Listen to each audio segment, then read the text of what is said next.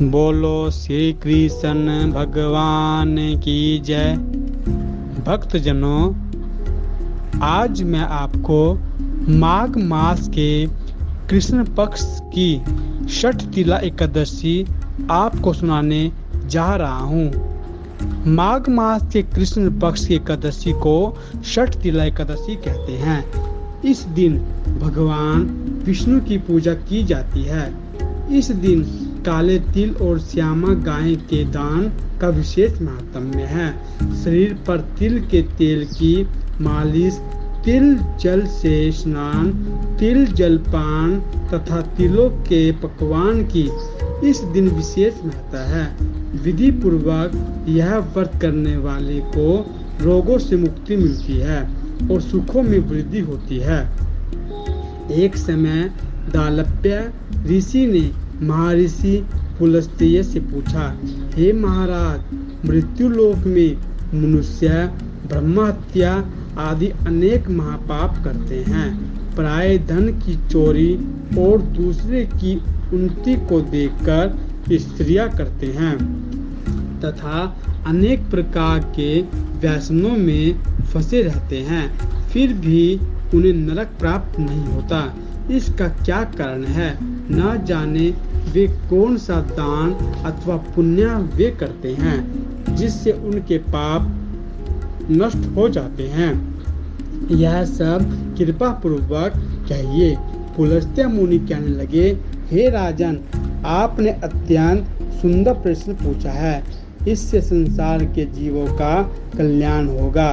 ब्रह्मा, विष्णु, रुद्र तथा इंद्र आदि भी इस गुप्त भेद को नहीं जानते, परंतु संसार के भले के लिए मैं आपको सुनाता हूँ।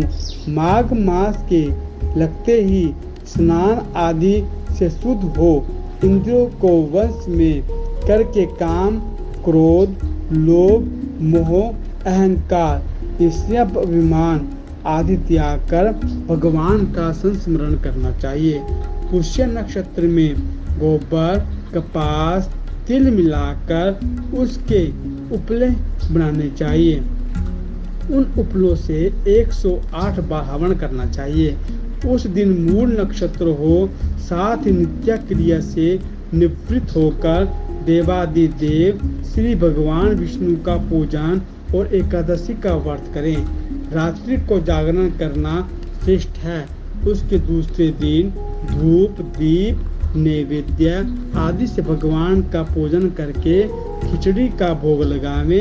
भगवान विष्णु का पूजन करके पेठा, नारियल, सीताफल, सुपारी सहित अर्घ्य देते हुए विनय करे, हे भगवान, आप दिनों को शरण देने वाले तथा इस संसार सागर में फंसे प्राणियों का उद्धार करने वाले हैं। हे पुंडरीकाक्ष, आप लक्ष्मी सहित इस तुच्छ अर्घ्य को स्वीकार करें। इसके पश्चात जल से भरा हुआ घड़ा ब्राह्मण को दान करें। उस समय ब्राह्मण को श्यामा गो और तिल पात्र देना अति उत्तम है। तिल स्नान और भोजन दोनों ही श्रेष्ठ हैं। इस प्रकार जो मनुष्य जितने तिलों को दान करता है उतने ही 1000 वर्ष स्वर्ग में वास करता है। कुछ समय बीतने पर वह ब्राह्मणी शरीर त्याग कर स्वर्ग में आई। मिट्टी का दान करने से उस ब्राह्मणी को स्वर्ग में सुंदर महल मिला, परंतु उसने अपने घर को अनादि सामग्रियों से शून्य पाया। तब वह मेरे पास आकर बोली, हे भगवान, मैंने तो अनेकों व्रत आदि द्वारा आपकी पूजा की, परंतु फिर भी मेरा घर अनादि से शून्य क्यों है? मैंने कहा, पहले तुम अपने घर जाओ, देवताओं की स्त्रियां तुम्हें देखने के लिए आएंगी। उनसे षठ तिला एकादशी का पुण्य और विधि सुन लेना, तब ही द्वार खोलना। भगवान के ऐसे वचन सुनकर वह अपने घर आ गई। जब देव स्त्रियां आई, उन्होंने द्वार खोलने के लिए कहा तो ब्राह्मणी बोली कि आप मुझे देखने के लिए आई हैं, तो सबसे पहले षष्ठीला एकादशी का महात्म्य कहिए। तब उनसे एक देव स्त्री ने षष्ठीला एकादशी का महात्म्य क्या सुनाया। ब्राह्मणी ने महात्म्य सुनकर घर का द्वार खोल दिया। देवागनाओं ने देखा कि वह न तो गांधर्वी है और न आसुरी वर्ण संसारिक वृद्धा है। उस ब्राह्मणी ने देवियों के कथानुसार षष्ठीला एकादशी का व्रत किया। उसके प्रभाव से वह देव कन्याओं के समान सुंदर और रूपवती हो गई तथा उसका घर अन्न आदि समस्त सामग्रियों से भरपूर हो गया।